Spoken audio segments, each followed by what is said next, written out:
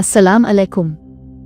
Urdu horror story zone में खुश आमदीद। उर्दू हॉरर स्टोरी जोन को सब्सक्राइब करें ताकि हर आने वाली नई वीडियो आपको बआसानी मिल सके। तो आइए सुनते हैं आज की वीडियो। ये वाकया इस दिन का है जब मैंने अपने गांव के करीब एक सुनसान राह पर कदम रखा। रात चुप थी, हवा भी ना चल रही थी, सिर्फ मेरा सांस जमीन पर पड़ती हुई घास में गूंज रहा था। शश शश। मैंने कदम आगे बढ़ाया, मगर एहसास हुआ कि मेरे इर्द गिर्द कुछ है जो मुझे देख रहा है।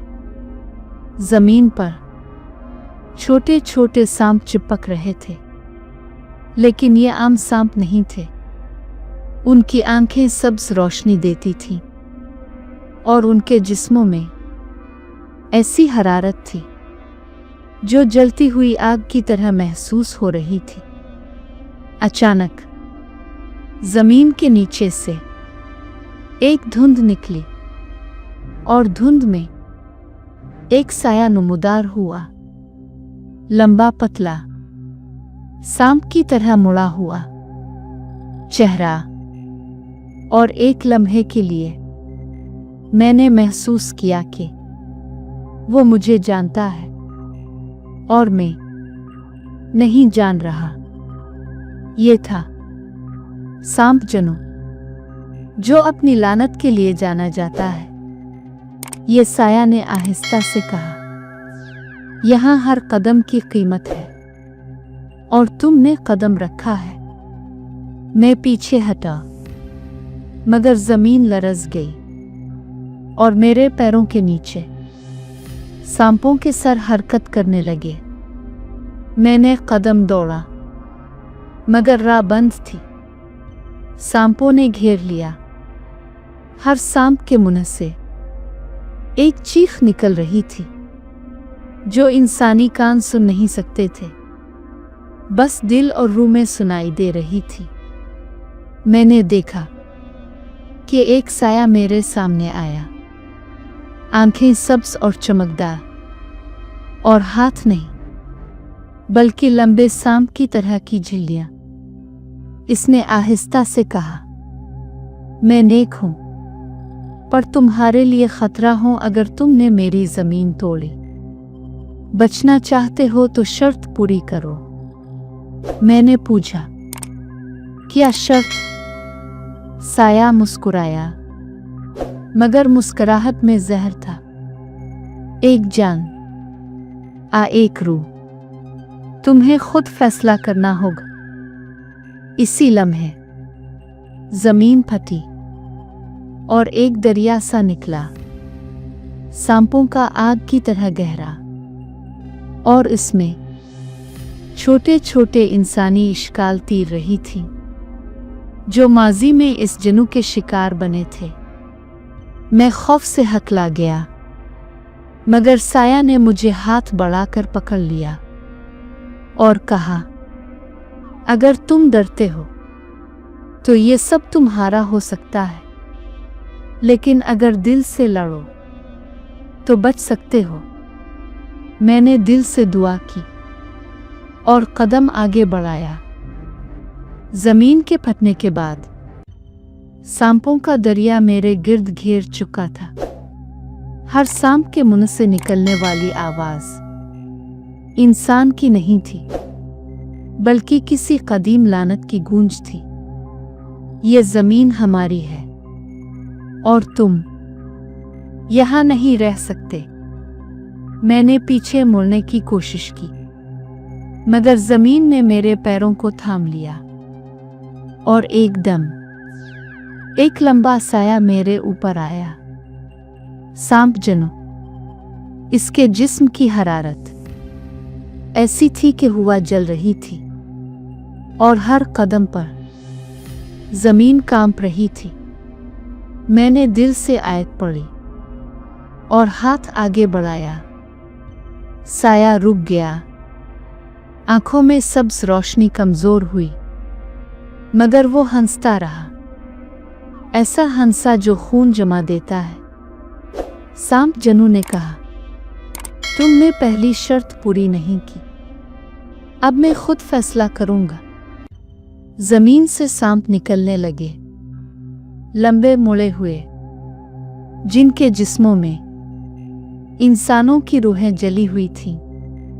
वो मेरे गिर्द घूमने लगे और हर सांप के मुंह में एक चीख कैद थी जो मेरे दिल पर हमला कर रही थी।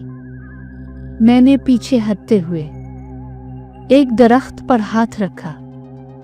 वो दरख्त भी लरज़ गया और उसकी जड़ों से एक सफेद रोशनी निकली। मैंने अचानक महसूस किया वो नेक जनू जो पार्ट 1 में आया था दोबारा जाहिर हुआ। इसकी आंखों में सुकून के साथ एक गुस्सा भी था। ये जमीन खतरनाक है, लेकिन तुम्हें बचाना मेरा फर्ज है। इसने हाथ जमीन पर रखा और अचानक जमीन से रोशनी की लकीरें निकली जो सांप जनू के जिस्मों को घेर ले। सांप जनू ने चीख मारी। एक आवाज निकली जो हवा में घुल गई, तुम्हारी ताकत इंसानी नहीं। जनू ने मेरी तरफ देखकर कहा, अब भागने का वक्त नहीं, आ तुम लड़ो, आ जमीन तुम्हें निगल जाएगी। मैंने दिल से दुआ की और कदम आगे बढ़ाया। नेक जनू ने मुझे हाथ दिया और हम दोनों ने सांप जनू के सामने कदम रखा।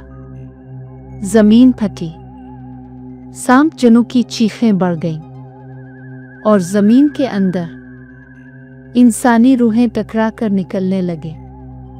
नेक जनू ने कहा, उन रूहों को आजाद करो, तभी तुम जिंदा बचोगे।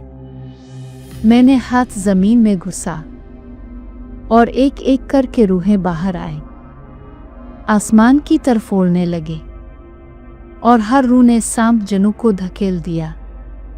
सांप जनू चीखता रहा, मगर नेक जनू की ताकत बढ़ती गई और आखिरकार वो रोशनी में तहलील हो गया। ऐसी के जमीन पर सिर्फ धुआं रह गया। मैं थक कर जमीन पर बैठ गया।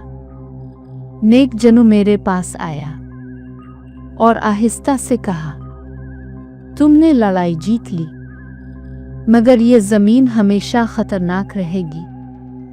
यहां कदम रखने से पहले सोचो।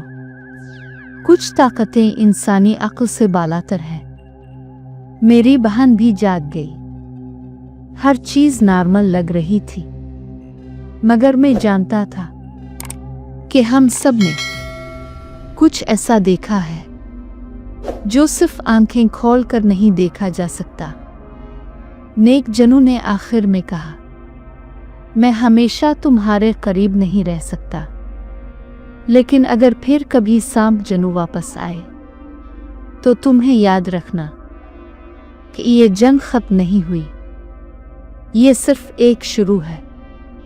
मैंने इसे खुदा हाफिज कहा और हम दोनों ने घर की तरफ कदम बढ़ाया। रात साकित थी, मगर दिल पर यह खौफ हमेशा के लिए बैठ गया। और मैं आज भी, जब रात के वक्त हुआ रुक जाती है और जमीन की खुशबू बदल जाती है, तो महसूस करता हूं कि सांप जनू कहीं करीब है और नेक जनू शायद सिर्फ एक लम्हे के लिए हमें देख रहा है। उम्मीद है कि आपको कहानी पसंद आई होगी। अपनी कीमती राय हमें कमेंट में ज़रूर बताएं और वीडियो को लाइक, शेयर, चैनल को सब्सक्राइब और बेल आइकन को प्रेस करना मत भूलें।